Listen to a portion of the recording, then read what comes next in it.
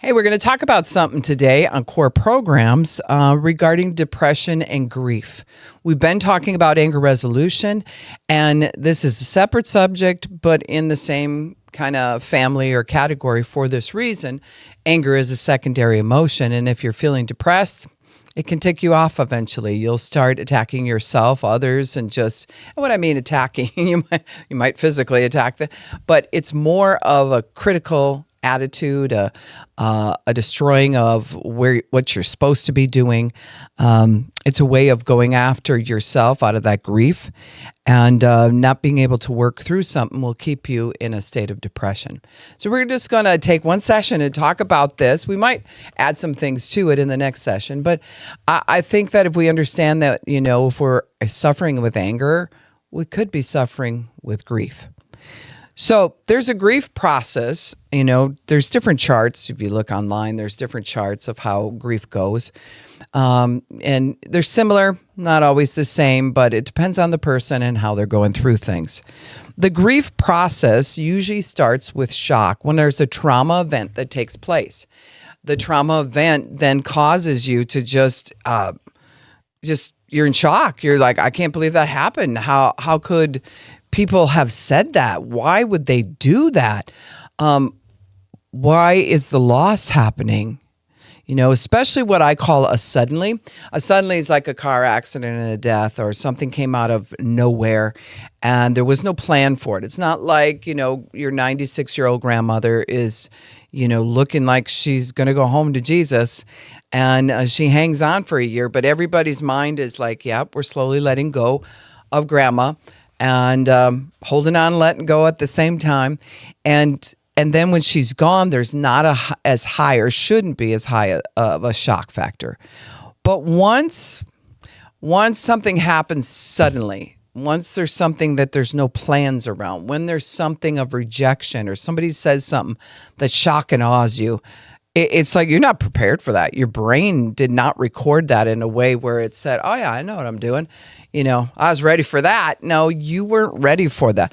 That then registers a higher level of shock. If you ever just fell off your bike when you're a child, the amount of adrenaline that happens, your body might shake.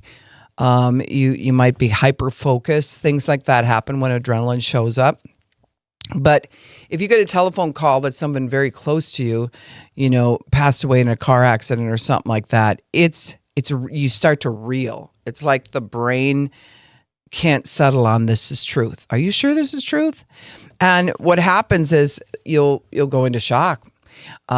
My brother, Bruce, was in a car accident. He got T-boned by he was driving a Cadillac, and it was a bigger Cadillac. That's why I mentioned that it was Cadillac. Those old ones were just like boats when you were driving them down the road. And he came to a section on the highway where out of nowhere, someone just was driving crazy and then T-boned him from the side. He was a big man, and he kind of got sandwiched in the car because he was hit so hard. Glass came in and was stuck in his head, and there was different things like that. I know it sounds graphic, but that's what went down. And so he got out of his car, even though all the injuries he sustained and everything, he wasn't even aware that any of this was happening. Someone had called an ambulance. Someone had called the police. They showed up, and they're like, sir, he's standing there, kind of looking at his car, walking around, shouldn't be walking at all. He was in such shock, though, he didn't even know he was hurt. And so they're like, sir, you're going to need to come with us. We need to take you to the hospital and examine. He's like, no, I'm good. I'm fine. There's nothing wrong with me. I got it. And I'm just checking out my car. We're going to have to figure this out. And he starts talking to him, and he starts walking off like toward the ambulance to go to a different area of his car, and just collapses and is laying there just like out, and had no idea that was coming, right? And so then I see him after the accident, and so interestingly enough, he just was coming to the conclusion something happened to him. Like, wow, something really happened to me. And then, of course, he saw the glass. They had to remove glass from his skull, and just stuff was in his hair, and his hand was cut up, and he didn't notice any of those things. I have an older brother that also was in an accident, and he's totally smashed up his car, smashed all kinds of stuff, and it was a very, very horrific accident. Still got out of his car and then closed the door to it and locked the door so that no one would steal his car. So I'm bringing that up as that's the brain's interesting way of like trying to follow a pattern that doesn't make any sense. No one's going to steal a smashed up car, but it was like he was still in the thing of taking care of, and he hadn't seen himself yet. Remember when you were little, if you have a child, you know what I'm talking about. But when you're little, many times a child will fall and scrape their leg, but they don't see the scrape, or they don't see the cut, or they don't, see what's happening. As long as they don't look at it, they don't cry. But all of a sudden, if they see blood, then it's like, it hurts so bad, because the body has this protective agent to just be like, nothing's happening, nothing's going on. And so it's one of those things that the shock factor that happens in our body will shoot the adrenaline and the cortisol, and it'll cause us to, in some ways, just not be in reality. Shock can also cause you to think down a path almost like you're a superhero and do certain things that you wouldn't normally do, but usually they're not fitting for the time. So what happens when we come out of shock, or we start to come out of shock, is when we start to accept something happens. We're just in the beginning of phase of like, that really happened to me. And no, that can't happen to me. Yeah, but it did happen to me. And it's like finding out someone has passed or something like that. There is a state of denial that you can go into. No, this isn't how it is. No, that's not what's working. You don't understand. You understand that I just talked to them. I just was with them. No, you don't understand. It's like a form of denial will kick in. And then some people will bargain in this spot. That's why these charts are different. Some will go from shock to denial or bargaining. And when they do that, it's like a thing where it's almost like it should have been me. So you're trying to you're bargaining with the situation, trying to figure out, how can we get out of this? How can I do something, say something, exchange something, be something to get out of this? If I could just get out of this, then it wouldn't be real. But we'll bounce between shock and denial. And then when acceptance gets farther in and does its work, many times people feel the full fledge of like, this really did happen. And there's so much emotion with it, it makes them really angry. And anger says, I want something to stop. So you're like, I want the fact that grandma's gone. I want that to stop. I want the car accident, the situation. I want the whole thing to just stop. I want it to go away, and it's not going to go away. So we'll actually run this cycle from anger to denial from shock to denial to anger, and then come back up around and be shocked all over again. Instead of continuing the cycle, most people will go into shock, back into denial, bargaining, and then we're angry all over again. And then you can finally fall asleep at night after a trauma or something like that. And you get up in the morning and you have to realize, again, your brain is still going, that really did happen? How could they say that, do that? Why? Why was that person there? Why did the deer cross the road in front of me? I can't believe I hit it. That was my brand new car. Whatever it is, there's such a feeling that has to accept reality at that point. Well, at that point of shock, you're trying to sort reality. And when you're bargaining with what you see, sometimes we don't see what's really there. And we're trying to make a deal with the situation. And it makes us angry because there's no deal that we can come up with that actually will fix the situation and make it stop. And then as people bounce back and forth, some people can stay in this for a year. Some people are stuck in this from a trauma that happened 20 years ago. When they think about it, their body goes into shock. They're still in shock to a certain degree. And when that takes place, it's almost like it's searching for a way out, but it's so mad. The subconscious is so mad. Everything's so mad because you wanted to make it stop. And every year that goes by, every day goes by, you realize it's not stopping. So somewhere in there, usually people break. Somewhere in there, they can't cry anymore. They can't,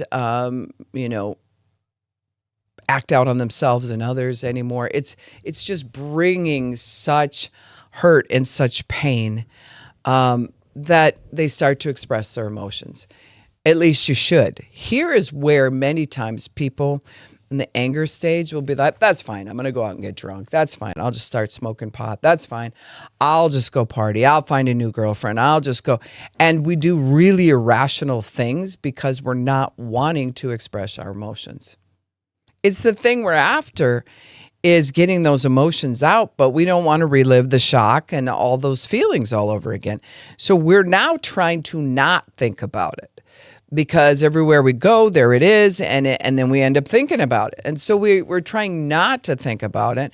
And here it's one of those things where there's no space and room in your brain anymore. There's no space in your heart to carry this. So tears start coming down the face. Anger starts coming out at irrational times or unexpected times, or starting to cry. And when you're talking about something that doesn't even have to do with it, or can't watch certain movies, can't do whatever, because you know the emotions are going to come out. And when those emotions come out, it's going to be hard. And you don't want to do that all over again. You've cried enough. So when we are in a spot where we are looking at resolving some grief in our life, some things that, are stuck in this process, and we're coming to a point where, like, you know what, I can't keep doing this. We have to do something different is what we're really saying. We'll start expressing emotion. So here's where you want to express emotion to the right person. And you should start expressing emotions to God. First, getting that out and saying, God, I feel this way. I can't believe this happened. Why? All those whys and how comes and all that, they need to be processed. And if you process that with God, that's wonderful. But then sometimes it doesn't bring the full closure because you're needing reality checks. And those reality checks you get from the Word of God, you get from Him, but you also get it from people. People in the situation. A lot of times a grief type of situation will blow families apart. And then we have no way of coming back together. There's no clear path of how we're going to do this. It gets to be really hurtful when one event happens. I'm going to read some different meanings here to things that go around the grief process, and then we'll go back in and talk a little bit more about the grief process, okay? So depression means to be under, to press in, sunken below normal levels. Oh, does that not describe your hardest day? It's like, I'm sunken below normal levels. This is not my norm. This is not where I like to hang out. And grief then means a deep mental anguish over loss of a deep mental sorrow. It's the thoughts, the computer in your brain is not even able to process all this. It's hard. This is a hard deal. And the mental anguish is you're at the end and there doesn't seem to be the information to be able to process any of it anyway. So to grieve is to be sorrowful, to be distressed, to mourn. The word grave and the word grief are from the same root word. So if you're going out to the grave, sometimes you're going there to grieve, but they do come from the same root word. The word grave is when you bury or let go of something or someone. And sometimes we need to put things to the grave that are in our thoughts, that aren't real actual people, that are things that have been too alive inside of us that actually need to you need to have a funeral over it. It needs to be not buried in denial, but buried with a headstone that says, that's the day that died inside of me. That's the process that those emotions are supposed to bring us to the place that we can let go of something. We can let go of someone. And, it's one of those things that everybody does at a different timing. I have seen where someone will pass away, and then I'll hear family members going, well, she still has his clothes in the closet. It's been 6 months. Yeah, that's her 6 months. You can't tell her when she's going to be done grieving or when she has to let go of something. Now, there is a point where we can get into some deep dysfunction out of it, but I will be over some things quicker than another person. And there's some things that other people don't even think it's worthy of grieving that hurts my heart. Everybody's different. And so when we're going to look at taking what's going on the inside of us and looking at that part that says we have to work through this, it's almost like working through, if it's a mental anguish, if it's not about, let's say, a person passing. Let's say it's about the fact you were molested when you were a kid. There's some things that you don't want to bury in the grave without processing through. We don't just take people or animals or whatever and put them in the grave just random. We don't even know them. There's a process to death and life, and there's a process where you work through, even getting the body ready and different things like that, gathering the people. There's a way to let go of something, and there's a way to let go of someone. See, if you love someone, and we all have people in our life that have passed or are going to, and we love them very much. When I say let go, I don't mean the memory of the best of who they are. I don't mean your love for them. I don't mean that, well, not that person, we're just blocking them out, like we're rejecting them or something like that. No, we're finding a better way to remember them. We're finding a keener way to take the situation and even make it more heartfelt, marking the moment and saying, this is what we're going to do. And this is where this is at. So I think that as we understand that sometimes we have to talk this stuff out, because what we're really doing is taking the situation and reframing it. It is a picture in your mind, but sometimes the picture has to be moved about and put in a different frame, a different way of thinking about it. If you stay in the old way of thinking about it, then the picture will cause you to grieve the rest of your life. I meet people all the time who are still in heavy grief over a child that passed 20 years ago. Now, if one of my children passed 20 years ago, I would still shed a tear. But it's the kind of grief that I'm talking about where they're still like it just happened today, and they're almost paralyzed in their life and have no permission to move on, have no permission to say it is what it is and I need to put that behind me. I still love them so much, but I'm going to have to move on with my life. I'll see people that are captivated in that thought. They're frozen in the situation of what's happening. And that's not God's intent. That's not God's way of allowing us to walk through life. He wants us to bring closure to certain things. I mean, we are in a wicked world, and wickedness does affect us, but we have to look at it like we are in this spot where we're moving down the road because we're pilgrims passing through. This is what Scripture says. We're pilgrims passing through. This is not our home. This is not our home. This is why it's so important we settle where we go when we die. We settle that with God, and we apply His blood to our sin. We ask Him for forgiveness. We try to serve Him the best that we can, and apply what He's done for us on the cross. That makes so much sense to do that and settle that. So there is not a panicky feeling of like there's been loss and I don't know how to look at it. Everything's looked at through the lens of heaven, the bigger picture. But what happens is when you get adrenalized, your mind will focus on one thing and what's right in front of you, and your cingulate in your brain will get stuck, and you won't be able to stretch to the bigger picture to be able to see, okay, that person really is gone, and I do have a life that I have to finish, and I will cherish them, remember them. I can remember them every day. My mother recently just passed, and I remember, I mean, it's been almost, I don't know, it was in April, and I think about her every day, but I'm not captivated in a way where it's like I'm still working through the grief.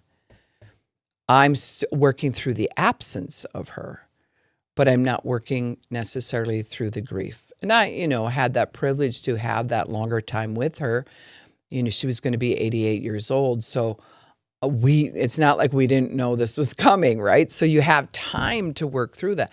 It's the harder ones are the ones that you didn't see it coming. It's such a shock. It's such a loss. It's so hard.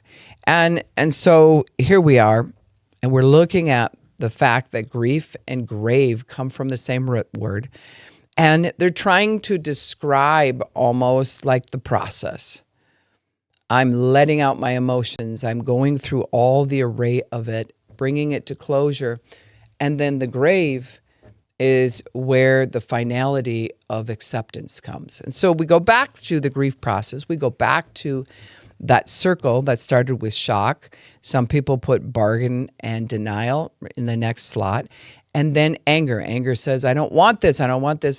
This got to stop. I don't like this. And why? All of those things. But you'll find that if you use anger to try to resolve it, you'll test all the different areas, and then it'll come back to like, it's not working. So because it didn't work, I come to the end of myself. And that's usually when people break down and start sharing emotions. We don't have to go through that. The healthier we get, the quicker we'll just get to the emotions and let them out. The safer we feel, the quicker we'll just get to the emotions and let them out. And so when we accept that what we're expressing helps us to come to a point of like, it is real. It did happen. This really does hurt. I have permission to cry. I have to figure out how to honor the situation, how to let go and hold on to the things I need to hold on to, the memory, the good stuff. I always tell people, you love somebody, find a way to honor them. That's what headstones are really for. In a graveyard, many times you're saying, we're not going to forget you. See, it's the person's gone, but it's for us to say, see, we're saying we're not going to forget you. And we put a purpose to this. We put a value to this. Sometimes people will make an area in their home that honors a loved one. That just says, I remember you, Dad, or if you've got something like we have a hat that used to belong to Vern's dad, my husband's dad, and it's with some antiques or whatever. We kind of set it out, whatever. When we look at that, we're like, yeah, I remember Irvin, and he used to always wear that hat. And it's a way of just saying you're not forgotten. Some people, what happens is they'll want to remember everything, and it becomes obsessive, and they got to hold on to everything. They don't need everything. Just find a way that's personal to you, but don't take it out there where you're like hoarding everything they owned, and that's not healthy. That's not healthy. That shows a codependency, and I know that might hurt hearing that, but that does show a codependency, and it's kind of a feeling of like I have to manage all their stuff. They're gone. They're gone. There's no reason to do all that. So I'll see people, the family members will start fighting over items, that was grandma's and whatever. And there's this whole fight of who's going to get the most stuff and everything. And you know what happens? I've lived long enough to notice that, 10 years pass by and that stuff is rotting in a garage or out on a lawn or, dusty in some box, and people start to resent having to carry it around, but you fought for it and now you got it. And so now we're going to hold on to it. And that's not healthy either. I held on to certain things for certain people and realized I don't really, a couple years later, then I'm like, I'm going to let go of some of this stuff. I don't really need to hang on to all of it, but I have this one item or two items or these pictures, and that's enough for me, but that's a process too that you have to walk through when it comes to grief.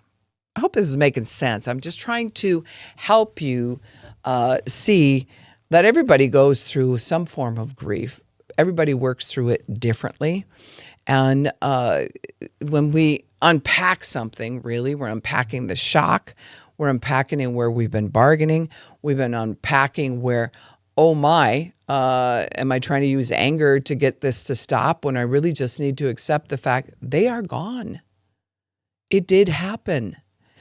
And, or, you can grieve over something. Like, I will tell you what, you take your car that you work really hard for and you're attached to and park that in Menard's parking lot or someplace like that. Your brain's not thinking anything but when I come out, my car will be there because I know where I parked it and I locked it. And you come out and it's gone. The panicky feeling that goes on when a car has gone or it's been broken into or whatever, like the brain had no expectation of that happening.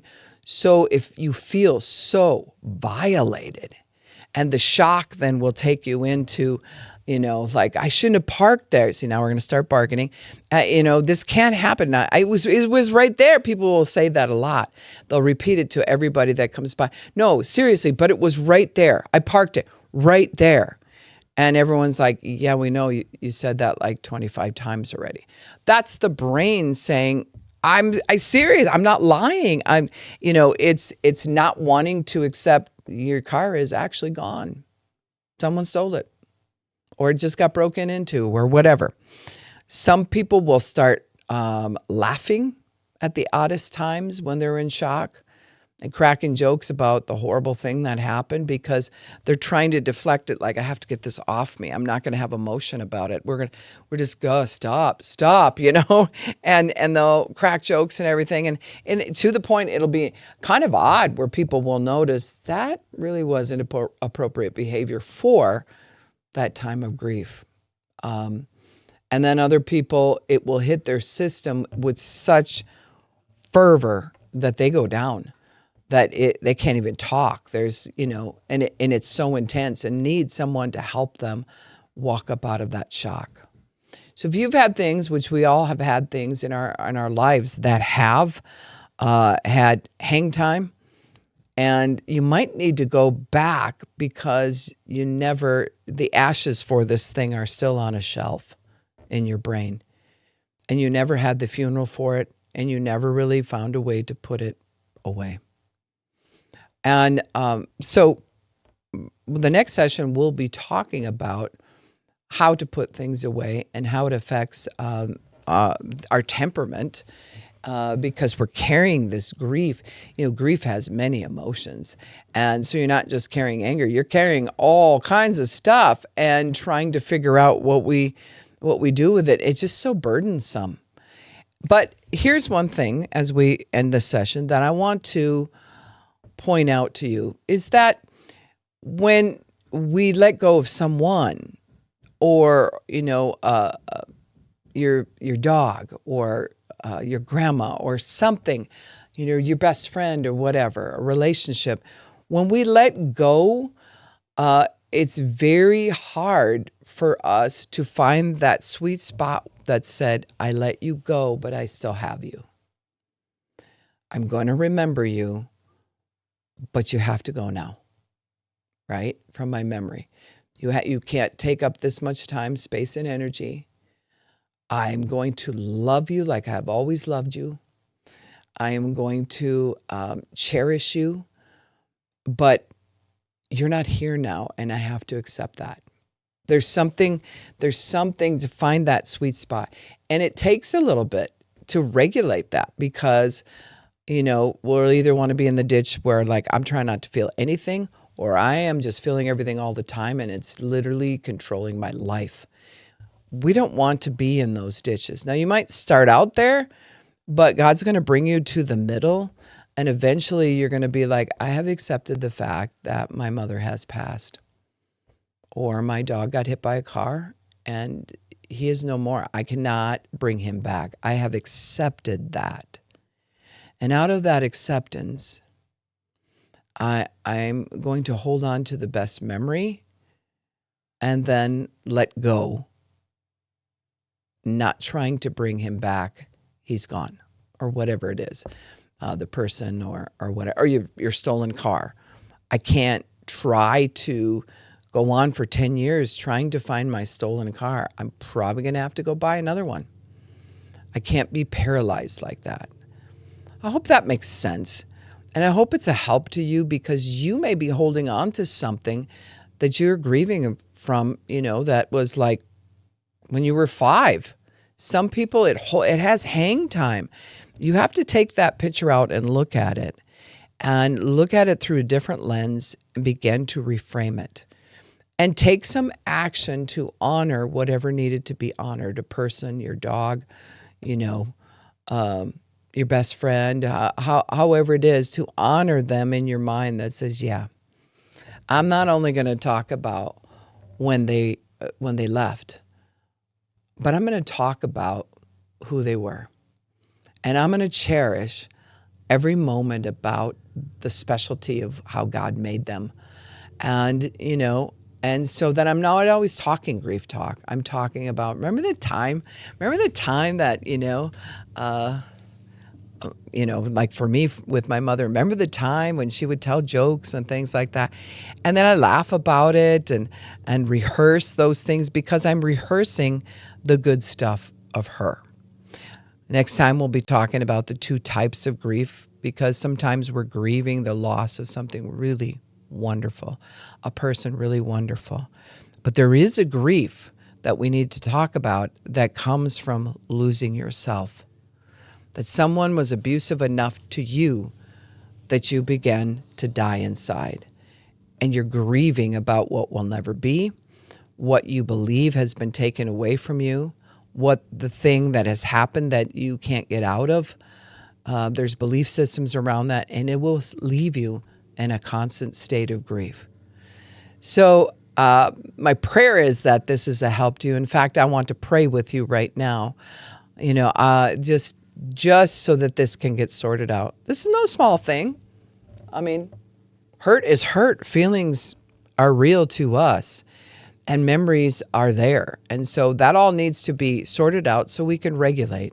So, Father, I pray right now in the name of Jesus that anyone watching or is in line with my voice, Lord God, that they would come to a point where grief would not control them. Whatever it is that you need to do about their situation so they can stop bargaining, start accepting, start expressing emotion, start cherishing what needs to be cherished, honor where honor is due, and then let go of the anger. Let go of that thing that just says, I'm going to be stuck here. Do this in their hearts, Lord God, in the mighty name of Jesus.